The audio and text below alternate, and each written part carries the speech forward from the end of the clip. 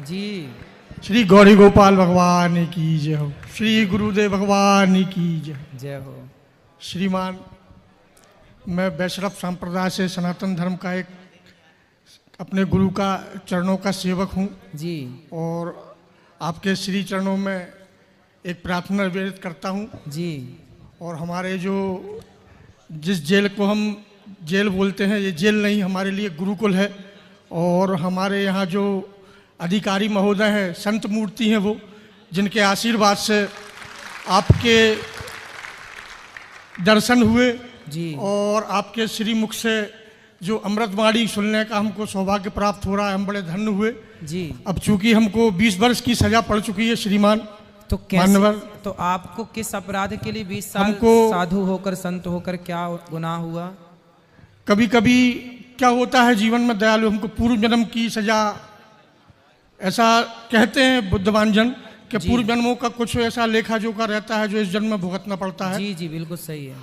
तो हमने किसी महिला को, जो हमारे मंदिर के आसपास जो रहते हैं, कई घर बने होते हैं जी, तो आपस में लड़ाई हुई और उस महिला को मैंने अस्पताल भेज दिया जी। तो अस्पताल में वो उसका देहांत हो गया। अच्छा। चूंकि उनका घर अपने मंदिर की जो जगह रहती है, 7 बीघा जमीन है करीब, गंजबासोदा में गल्ला मंडी है जी, तो वहाँ मैं निवास स्थान मेरा वहीं था जी। तो एक छोटा सा मंदिर चबूतरा टाइप का निर्माण करवाया। जी। तो वहाँ उन लोगों ने सोचा, उनकी मानसिकता है कि बाबा निर्माण करवा रहा है तो हमको हटाने के लिए बोलेगा, तो उन्होंने षड्यंत्रवश मुझको फंसा दिया मर्डर में।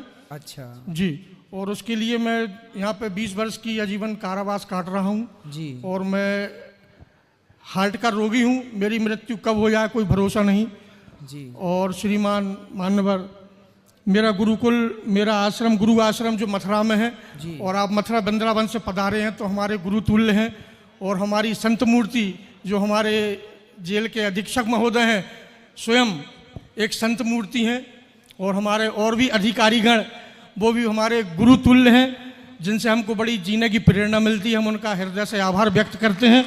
और हम सभी बंदीगण, हम ये अपनी तरफ से, बंदी भाइयों की तरफ से, मैं अपनी बुद्धि के अनुसार हमारे अधिकारियों से क्षमा चाहता हूँ कि कभी हम बंदियों से गलती हो जाती है तो हम पे बड़ी कृपा दर्शाते हैं, वो हम लोगों को क्षमा कर देते हैं।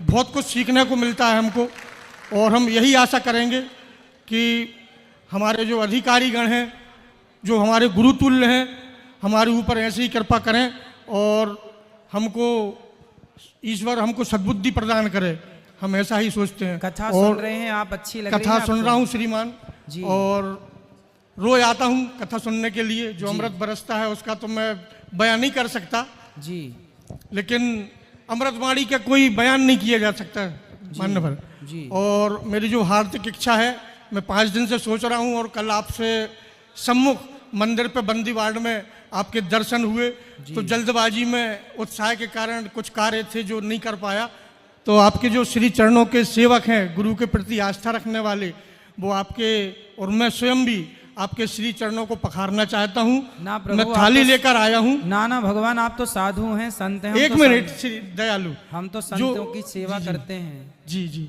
आपका बड़प्पन है। संत बड़े परमार्थी जी। भेष धरे अवधूत, राम नाम का गोला छूटे भाग जाए यमदूत। हमारे गुरु का आदेश है। आपने जरूर कोई किसी जन्म का रहा होगा, बाकी संत तो देखो संत ही होते हैं। हम तो आपको कल देखे, ये देखिए संत जी हैं, ये भी जेल में ही है, लेकिन ये नित्य वहाँ मंदिर हनुमान जी का दिन भर वहीं की सेवा करते रहते हैं साधु जी। ये हमारे संत मूर्ति माननीय अधीक्षक महोदय की कृपा है जो हमको सेवा का मौका मिला। बहुत अच्छी। आप लोग जेल, ऐसा लगता ही नहीं कि जेल है, आप लोगों की सेवा पूजा, रोज शाम को आरती पूजा, मंदिर में सेवा, ठाकुर जी की खूब पूजा आप लोग करते हैं।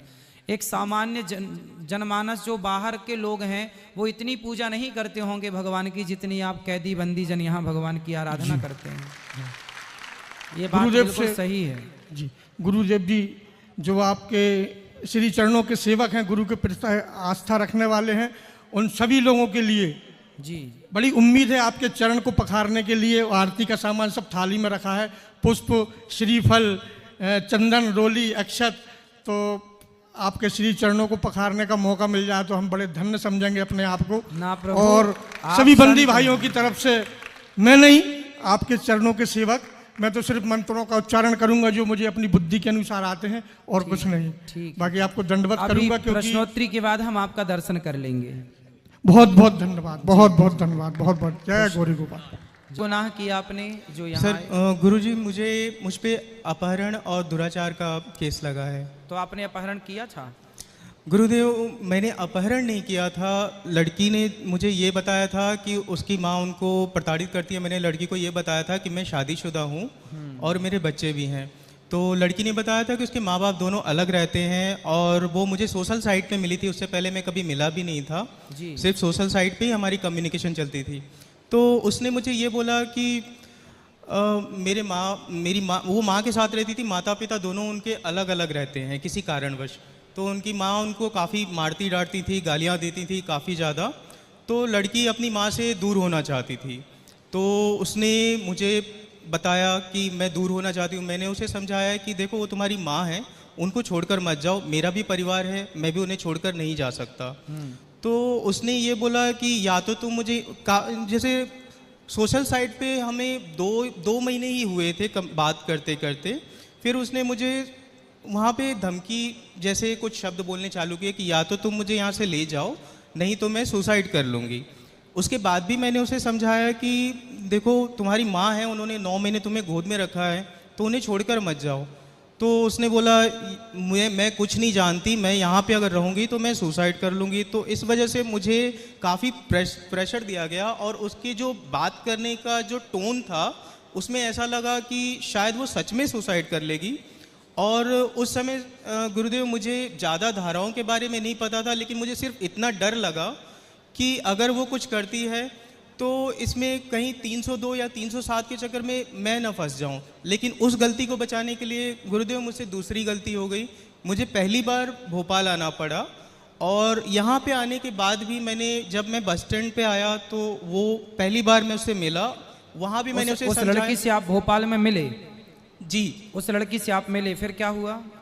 मैंने उसे समझाया कि देखो अभी भी वक्त है, लौट जाओ, कुछ भी नहीं बिगड़ा है। फिर तो उसने बोला मैं लौटने के लिए नहीं आई हूँ। तो मैंने बोला देखो बहुत कुछ प्रॉब्लम हो जाएगी, मुझे भी दिक्कत है, मेरी भी फैमिली है।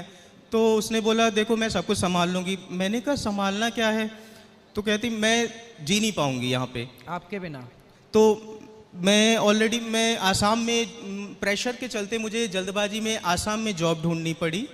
और फिर वहाँ से इटारसी से जब मैं ट्रेन से जाने लगा तो वहाँ पे उसने बोला कि हम कुछ गलती तो नहीं कर रहे हैं। मैंने वहाँ भी उसे मौका दिया। आपने उस लड़की के संग रहना स्टार्ट कर दिया? जी, आसाम में। आसाम? जी, गुवाहाटी आसाम। जी। उस लड़की के संग आप रहने लग गए? जी। रिलेशन में रहने लग गए? रिलेशनशिप में मतलब हम साथ में रह रहे थे, लेकिन हमारे बीच मतलब ऐसा कुछ भी नहीं हुआ। हालांकि मैं जॉब भी कर रहा था, कपड़े भी धो रहा था, खाना भी बना, सारे काम घर के करते हुए मैं जॉब भी कर रहा था। तो लेकिन आपकी पत्नी के होते हुए आप पराई औरत के संग कैसे रह सकते हैं? इसी बात का पश्चाताप है गुरुदेव आज। तो फिर आखिरी में उस लड़की ने क्या किया आपके साथ? अभी सर गुरुदेव वो वापस आने के बाद जब पुलिस ने वहाँ पकड़ा तो वहाँ पे उसने बयान यही दिया जो सच था कि उसकी माँ उसे प्रताड़ित करती थी। उसने मुझे बोला तो लड़के ने उसे मना किया, ये समझाया कि अपनी माँ को छोड़कर मत जाओ, लेकिन फिर भी मैं जिद करके उनके साथ आई। लेकिन यहाँ पे आने के बाद जब यहाँ आया भोपाल थाने, गोविंदपुरा थाने, तो वहाँ पे उसकी माँ और पापा ने भी यही कहा था कि बेटा हमें कोई केस नहीं करना, हमें बदनामी नहीं लेनी, आप चले जाना। लेकिन बाद में क्या हुआ मुझे नहीं पता, बाद में उन्होंने बयान चेंज कर दिए। फिर क्या बयान कर दिया उन्होंने? उन्होंने बयान अभी ये किया है, गुरुदेव मैंने चालान डायरी पूरी नहीं पढ़ी, लेकिन मेरी पत्नी ने मुझे बताया कि उसने बयान ये दिया है कि वो बस स्टैंड पे थी और मैं बेहोश करके उसे आसाम लेकर गया और वहाँ पे उसके साथ गलत कार्य किया। तो उसने शादी के लिए बोला, तो मैं रोज़ कल करने लगा। तो एक दिन कामाख्या मंदिर में ज़बरदस्ती सिंदूर पहना दिया, जबकि इसमें से कोई भी बात नहीं हुई थी और ना ही इसका कोई सबूत है। देखिए आपकी इन सारी बातें क्या सही है क्या गलत वो तो भगवान जाने, लेकिन आपने ये तो गलती की कि आप इसलिए सोशल साइट पर कितनी लड़कियों के आई लव यू रोज आते हैं। जी। सबके आई लव यू आप ही एक्सेप्ट करेंगे क्या? नहीं। इसलिए इस चक्कर में ना पड़ो, कोई भी लड़की सोशल साइट पर आपको कुछ भी भेजे कि जी मैं बहुत प्रताड़ित हूँ, बहुत परेशान, आज के जमाने में इस तरह से भलाई करने का भी जमाना नहीं है। जी समझो जी। आपने की तो भलाई, जी फंस गए। इसलिए ये कोई भलाई नहीं है कि आप अपनी पत्नी को, और पुरुषों को क्या हो जाता है, जी तुम औरतों का ही भला करना चाहते हो जी। अपनी पत्नी के होते हुए, काहे औरतों के बारे, पुरुष भी तो दुख संकट में, उनका भी भला करो। तो औरतों पे ही ज्यादा तुम्हें दया आती है, जी उसी का दंड है ये साहब। इसलिए किसी भी पुरुष को इस तरह से किसी सोशल साइट में कोई लड़की जुड़ी हो, कभी भी आप उसके आई लव यू को एक्सेप्ट मत कीजिए, कभी भी उसकी बातों पर, झूठी बातों पर विश्वास मत कीजिए, वरना आप शिकार। आजकल तो बहुत लोग साहब धंधा करते हैं लड़कों को फंसाने का, जी और आप जैसे पढ़े लिखे लोग फंस भी जाते हैं। जी इसलिए देखो, आपने अपनी हंसती खेलती जिंदगी में आग लगा ली। जी आपकी पत्नी अब क्या सोचेगी कि मेरा पति, बताओ, उसने मुझे, आप भले गलत नहीं है जी। लेकिन आपकी पत्नी के मन में ये तो आ गया ना कि मेरे जी। पति ने मुझे धोखा दिया। कल को आपके बच्चे बड़े होंगे, फिर वो बच्चे क्या सोचेंगे कि आप, मेरा पिता ऐसा था। भगवान करे आप जल्दी इस केस से बरी हो जाएं। आप जी। गलत नहीं है, अच्छी बात है, लेकिन आपने जो गलतियां की उसका दंड देने के लिए साथ भगवान ने यहाँ भेजा, पर बहुत जल्दी भगवान आपकी कृपा करके रक्षा करेंगे और आप सब ठीक होगा। गुरुदेव, मेरी पत्नी ने जैसे मुझसे बात करती है, उसने मुझे माफ़ तो कर दिया है, परंतु फिर भी मुझे ऐसा लगता है कि मुझे अपने पश्चाताप का उसे भी एहसास कराना चाहिए। आपने पश्चाताप कर लिया। इतने दिन जेल में, कितने दिन से जेल में हो? गुरुदेव 11 महीने हो गए। 11 महीने जी। हो गया पश्चाताप। अब कब रिहाई है आपकी? जी अब कब रिहाई, कब वापस जा रहे हो आप? गुरुदेव अभी पता नहीं है कुछ भी। अभी कुछ भी पता नहीं। जी चलिए, यही आपका पश्चाताप है। जी पत्नी तो बेचारी माफ कर ही देगी। देखो, पत्नी के पास कोई ऑप्शन भी तो नहीं है ना माफ करने के सिवा। वो क्या कर सकती, वो क्या एक्शन, वो आपकी तरफ वो थोड़ी हो सकती कि तुमने पराई औरत से मन लगाया तो मैं भी पराई मर्द से मन लगाऊंगी, वो ये तो नहीं कर सकती। गुरुदेव, मुझे इसी बात का पछतावा है कि मैंने अपने परिवार के साथ गलत किया, अपने परिवार को आपको धोखा जो दिया। पश्चाताप है, वही पश्चाताप आपके सारे पापों को धुल देगा। पश्चाताप की अग्नि सबको